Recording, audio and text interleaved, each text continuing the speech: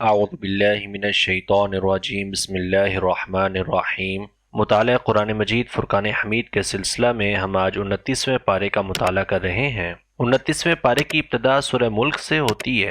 یہ ایک مکی سورہ ہے۔ اس میں اللہ تبارک و تعالیٰ نے کائنات کی بادشاہت اور زندگی کا مقصد بیان فرمایا گیا کہ بڑی بابرکت ہے وہ ذات جس کے ہاتھ میں بادشاہت ہے اور وہ ہر چیز پر پوری قدرت رکھتی ہے۔ مقصد حیات کو بیان کیا گیا کہ موت اور زندگی کو محض انسان کی آزمائش کے لیے پیدا کیا گیا۔ انسانوں کے اعمال اللہ تبارک و تعالیٰ صرف گنے گا نہیں بلکہ ان کے اعمال تولے جائیں گے، ان کی نیت، ان کا اخلاص دیکھا جائے گا۔ نظام کائنات کا ذکر کیا کہ آسمانوں کی مضبوطی اور زمین کی وسعت یہ اللہ تبارک و تعالیٰ کی قدرت کا منہ بولتا ثبوت ہے، اور انسانوں کو ایک تنبیہ کی گئی کہ دنیا ایک عارضی امتحان ہے، اصل کامیابی آخرت کی ہے، لہٰذا تم آخرت کی تیاری کرو، اللہ تبارک و تعالیٰ کی بادشاہت پر یقین رکھو، اس کی قدرت پر یقین رکھو اور اللہ تبارک و تعالیٰ کی اطاعت اور فرما برداری کرو۔ سورہ ملک کے بہت سارے فضائل ہیں۔ حضور نبی اکرم صلی اللہ علیہ وآلہ وسلم سونے سے پہلے سورہ ملک کی تلاوت کو پسند فرماتے تھے۔ سورہ ملک ایمان کی مضبوطی کا سبب ہے۔ سورہ ملک پڑھنے والے کے لیے قیامت کے دن شفاعت کا وعدہ کیا گیا ہے۔ سورہ ملک انسان کو عذاب قبر سے محفوظ رکھتی ہے۔ یہ اللہ تبارک و تعالیٰ کی دی گئی نعمتوں کی پہچان کرواتی ہے۔ یہ انسان کو روحانی اطمینان بخشتی ہے، انسان کو خوف سے نجات اور دل کو سکون عطا کرتی ہے۔ سورہ ملک پڑھنے سے جہنم کے عذاب کی یاد دہانی ہوتی ہے اور دل میں اللہ تبارک و تعالیٰ کی خشیت پیدا ہوتی ہے، اللہ تبارک و تعالیٰ کا خوف پیدا ہوتا ہے۔ سورہ ملک روزانہ تلاوت کرنے سے اللہ تبارک و تعالیٰ کی برکات کا نزول ہوتا ہے، انسان میں خود احتسابی کا جذبہ پیدا ہوتا ہے، انسان کی نیت درست ہو جاتی ہے، اس کے دل میں اخلاص پیدا ہو جاتا ہے۔ سورہ ملک انسان کو اس کی کمزوری اور طاقت کے عارضی ہونے کا احساس دلاتی ہے کہ عنقریب قیامت قائم ہوگی، چاہے کوئی کمزور ہو یا طاقتور ہو، وہ اللہ تبارک و تعالیٰ کے ہاں پیش ہوگا۔ سورہ ملک کے بعد سورۃ القلم کا آغاز ہوتا ہے۔ سورہ قلم یہ بھی ایک مکی صورت ہے۔ اس میں اللہ تبارک و تعالیٰ نے حضور نبی کریم علیہ الصلوۃ والسلام پر ہونے والے ایک اعتراض کا رد فرمایا۔ مخالفین مشرکین کہتے تھے کہ حضور نبی اکرم صلی اللہ علیہ وآلہ وسلم معاذ اللہ ثم معاذ اللہ مجنون ہیں۔ اللہ تبارک و تعالیٰ نے اس کا رد کیا اور بتایا گیا کہ حضور نبی کریم علیہ الصلوۃ والسلام تو اخلاقیات کے ایک بڑے مرتبے پر فائز ہیں، اور پھر اسی صورت میں بتایا گیا کہ انسان کو ملنے والا مال، دولت یہ اللہ تبارک و تعالیٰ کی رضا کی دلیل نہیں ہے، بلکہ یہ نعمتیں اللہ تبارک و تعالیٰ کی طرف سے آزمائش ہیں، امتحان ہے کہ انسان ان نعمتوں کو حاصل کرنے کے بعد اللہ تبارک و تعالیٰ کی بارگاہ میں شکر ادا کرتا ہے یا نہیں کرتا، وہ اللہ تبارک و تعالیٰ کی اطاعت اور فرما برداری کرتا ہے یا نہیں کرتا، اور اللہ تبارک و تعالیٰ کی نعمتوں پر ناشکری عذاب کو دعوت دیتی ہے، اور اللہ تبارک و تعالیٰ کی نعمتوں پر شکر ادا کرنا اللہ تبارک و تعالیٰ کی رحمت کا سبب بنتا ہے۔ سورۃ الحاقہ ہے۔ سورہ حاقہ میں اللہ تبارک و تعالیٰ نے پچھلی اقوام کا انجام بیان کیا، قوم عاد کا، قوم ثمود کا، قوم فرعون کا، قوم نوح کا، اور ان کی تباہیوں کا ذکر کر کے اہل ایمان کو، مسلمانوں کو یہ تنبیہ کی گئی کہ تم اللہ تبارک و تعالیٰ کی فرما برداری کرو، حضور نبی کریم علیہ السلام کی فرما برداری کرو، ورنہ اللہ تبارک و تعالیٰ کا عذاب دور نہیں ہے۔ اور اسی صورت میں بیان کیا گیا کہ قیامت کے دن جو لوگ خوش نصیب ہوں گے، اللہ تبارک و تعالیٰ کی اطاعت اور فرما برداری کرنے والے ہوں گے، ان کو ان کا نامہ اعمال دائیں ہاتھ میں ملے گا اور وہ بڑی خوشی سے پکاریں گے، بڑے خوش ہو جائیں گے، اور بدبختوں کو، گناہگاروں کو، کفار کو، مشرکین کو ان کا نامہ اعمال ان کے بائیں ہاتھ میں دیا جائے گا، اور یہ ان کے جہنمی ہونے کی نشانی ہوگی۔ اور پھر قرآن مجید فرقان حمید کی حقانیت کا ذکر کیا گیا کہ قرآن مجید کسی شاعر یا کاہن کا کلام نہیں ہے، یہ اللہ تبارک و تعالیٰ کا اتارا ہوا کلام ہے۔ یہ ایسا کلام ہے کہ اس کلام کے مقابلے میں قیامت تک کے لیے کوئی شخص کوئی صورت یا آیت بھی نہیں بنا سکتا۔ اور پھر سورۃ المعارج ہے۔ یہ بھی ایک مکی سورہ ہے۔ اس میں اللہ تبارک و تعالیٰ نے قیامت کا منظر بیان فرمایا کہ آسمان پگھلے ہوئے تانبے کی طرح ہو جائے گا، پہاڑ دھنکی ہوئی روئی کی طرح ہو جائیں گے، جیسے روئی اڑتی ہے اسی طرح پہاڑ اڑیں گے، آسمان پگھلے ہوئے تانبے کی طرح ہوگا، زمین پھٹ جائے گی، تباہ ہو جائے گی، وہ قیامت کا منظر انتہائی ہولناک منظر ہوگا، اور اس منظر کو بیان فرمانے کا مقصد انسانوں کو تنبیہ کرنا ہے کہ اللہ تبارک و تعالیٰ کی طرف سے قائم کردہ یوم حساب وہ دور نہیں ہے، قیامت دور نہیں ہے۔ لہٰذا اللہ تبارک و تعالیٰ کی اطاعت اور فرما برداری پر، حضور نبی کریم علیہ الصلوۃ والسلام کی اطاعت اور فرما برداری پر پابند رہو، اپنی عبادات میں ہمیشگی اختیار کرو، اپنے مال سے غریبوں پر خرچ کرو، اللہ تبارک و تعالیٰ کے راستے میں خرچ کرو۔ پھر سورہ نوح ہے اس پارہ کے اندر، یہ بھی ایک مکی سورہ ہے۔ حضرت نوح علیہ السلام کا ذکر کیا گیا کہ انہوں نے تقریباً 950 سال تک اپنی قوم کو توحید کی دعوت دی، دین کی دعوت دی، لیکن ان کی قوم نے ہٹ درمی اختیار کی۔ انہوں نے حضرت نوح علیہ السلام کو چھوڑ کر اپنے بتوں کی عبادت کرنی شروع کر دی۔ انہوں نے اپنے بت بنائے ہوئے تھے 5 بت، وہ انہی کی عبادت کرتے رہے، اور جب قوم کی سرکشی حد سے زیادہ بڑھ گئی تو پھر حضرت سیدنا نوح علیہ السلام نے ان کے لیے تباہی کی دعا کی، اور نتیجتاً پھر اللہ تبارک و تعالیٰ نے اس قوم پر انتہائی دردناک عذاب بھیجا سیلاب کی صورت میں، وہ سب کے سب برباد ہو گئے، ہلاک ہو گئے۔ پھر سورہ جن کا آغاز ہوتا ہے۔ سورہ جن بھی ایک مکی سورہ ہے۔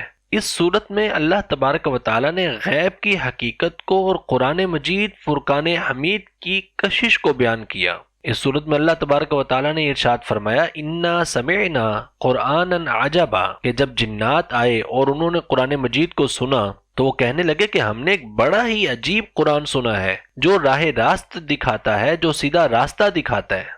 یہ وادی نخلا پر جنات کے گروہ نے فجر کی نماز میں حضور نبی کریم علیہ الصلوۃ والسلام سے قرآن مجید سنا، اور ان پر ایسا اثر ہوا کہ انہوں نے ایمان قبول کر لیا، انہوں نے اسلام قبول کر لیا، اور حضور نبی کریم علیہ الصلوۃ والسلام پر ایمان لے آئے۔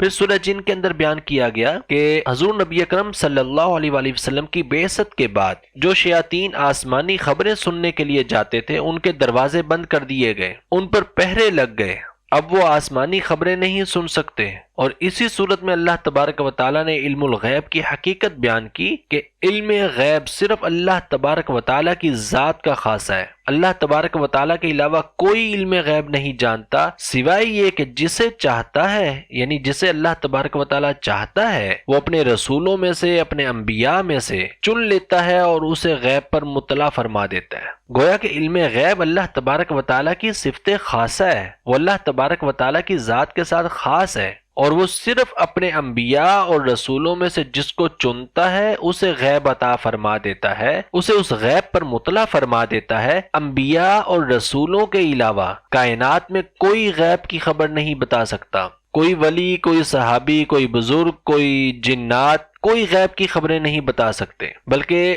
حضور نبی اکرم صلی اللہ علیہ وآلہ وسلم کے بعد کسی اور سے غیب کی خبر سننا یا اس پر یقین رکھنا کفر ہے، کیونکہ اللہ تبارک و تعالیٰ نے قرآن مجید فرقان حمید میں بڑا واضح طور پر بتا دیا کہ اللہ تبارک و تعالیٰ کسی کو غیب کی خبر نہیں دیتا، فلا یظہر علی غیبہ احدا، کسی پر بھی اللہ تبارک و تعالیٰ کا غیب ظاہر نہیں ہوتا سوائے یہ کہ وہ رسولوں اور انبیاء میں سے جس کو چن لے اسے وہ غیب کی خبریں عطا فرما دیتا ہے۔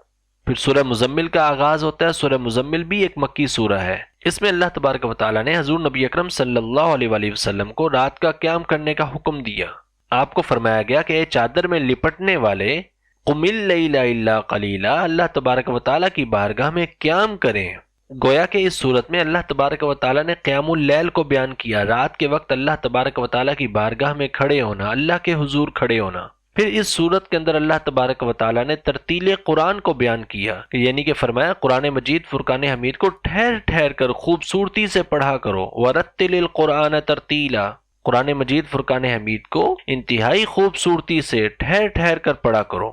اور پھر اس صورت میں حکم دیا گیا کہ اپنے رب کے نام کا تسلسل کے ساتھ ذکر کیا کرو، اپنے رب کی عبادت کیا کرو، اور اپنے رب پر ہی توکل رکھو، اس کو اپنا وکیل بنا لو، اس کو اپنا کارساز بنا لو، اور صرف اللہ تبارک و تعالیٰ کی ذات پر توکل رکھو۔ قیام اللیل سے مراد جو اس صورت کے اندر ذکر کیا گیا اس سے مراد تہجد بھی ہے۔ آغاز میں تہجد کی نماز فرض تھی، بعد میں مسلمانوں کی آسانی کے لیے اسے سنت یا نفل قرار دے دیا گیا، لیکن حضور نبی اکرم صلی اللہ علیہ وآلہ وسلم پر تہجد کی نماز فرض تھی۔ نبی اکرم صلی اللہ علیہ وآلہ وسلم تہجد کی نماز لازمی ادا کیا کرتے تھے۔ امت کے لیے یہ نماز اب سنت یا نفل کی حیثیت رکھتی ہے۔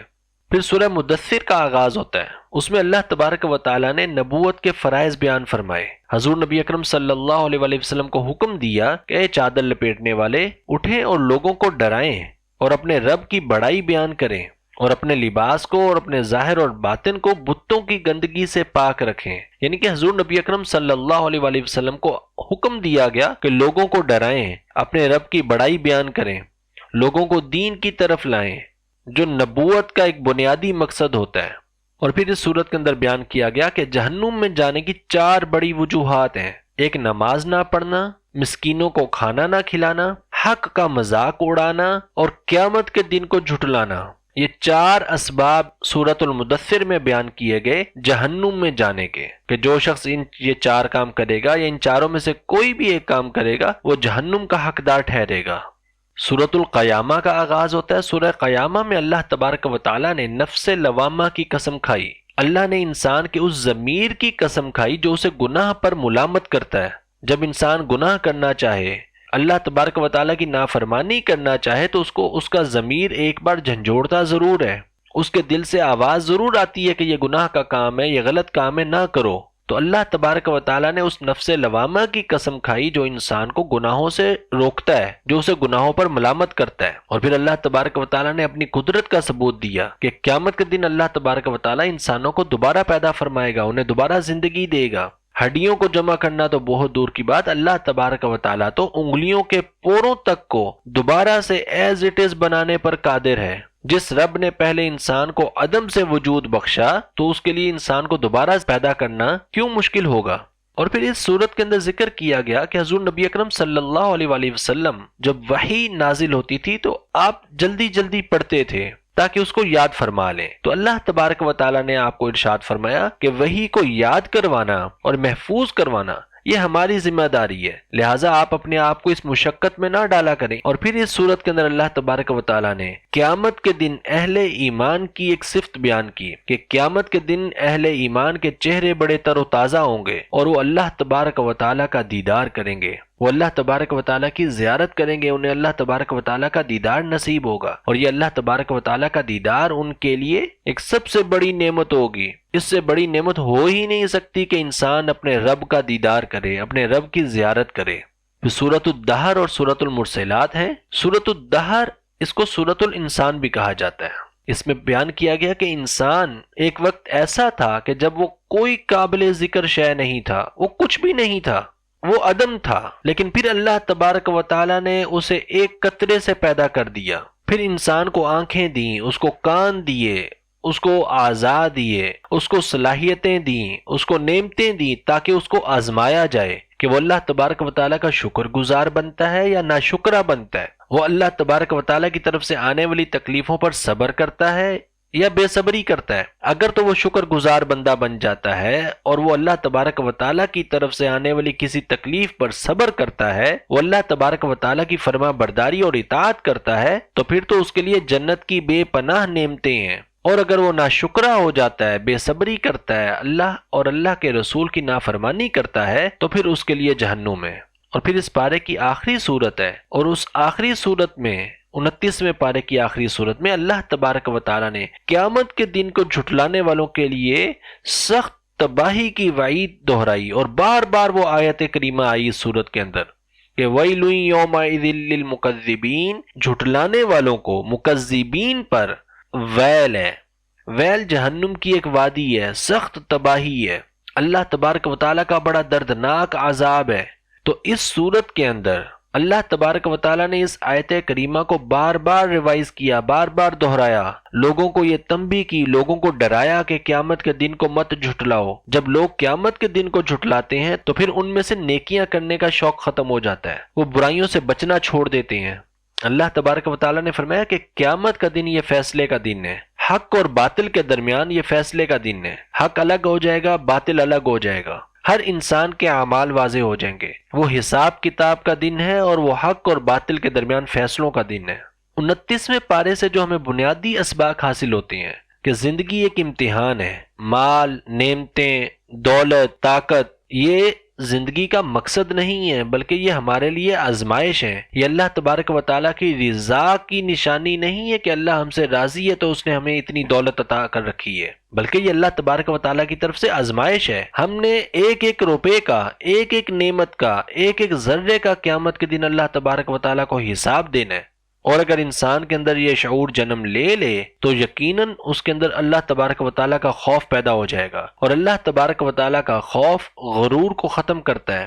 اللہ تبارک و تعالیٰ کا خوف گناہوں سے دور کرتا ہے۔ اللہ تبارک و تعالیٰ کا خوف انسان کو اللہ تبارک و تعالیٰ کی اطاعت اور فرما برداری پر قائم کرتا ہے۔ اور پھر اس پارے سے ہمیں روحانی جد و جہد کا سبق ملتا ہے۔ قیام اللیل کا حکم دیا گیا، رات کی تنہائی میں اللہ تبارک و تعالیٰ سے تعلق جوڑو۔ صبر اور استقامت کا حکم دیا گیا، اگر کوئی مصیبت آ جائے، کوئی پریشانی آ جائے، کوئی تکلیف آ جائے تو صبر کرو اور دین پر استقامت رکھو، شریعت پر استقامت رکھو۔ اس پارہ کے اندر ہمیں عملی زندگی کے اصول بھی دیے گئے کہ مستقل مزاج رہو۔ جنت کے حقدار وہی ہیں جو اپنی نمازوں میں ہمیشگی اختیار کرتے ہیں، مستقل مزاجی رکھتے ہیں، اپنی عبادات کو مستقل کرتے ہیں، اور وہ حقوق العباد کا بھی خیال رکھتے ہیں، مسکینوں کا، فقیروں کا خیال رکھتے ہیں۔ اللہ تبارک و تعالیٰ نے انہیں جو نعمتیں عطا کی ہیں وہ ان نعمتوں سے اللہ تعالیٰ کے راستے میں خرچ کرتے ہیں۔ وہ قرآن سے اپنا تعلق جوڑتے ہیں، قرآن مجید فرقان حمید پر تدبر کرتے ہیں، وہ بغیر سمجھے قرآن مجید کی تلاوت نہیں کرتے، وہ اس کو سمجھتے ہیں، اس پر عمل کرتے ہیں، وہ قرآن مجید فرقان حمید کے حقوق کو پورا کرتے ہیں۔ اللہ تبارک و تعالیٰ سے دعا ہے کہ اللہ تعالیٰ ہمیں قرآن مجید فرقان حمید کو سمجھنے کی توفیق عطا فرمائے۔ آمین۔ والسلام علیکم ورحمۃ اللہ وبرکاتہ۔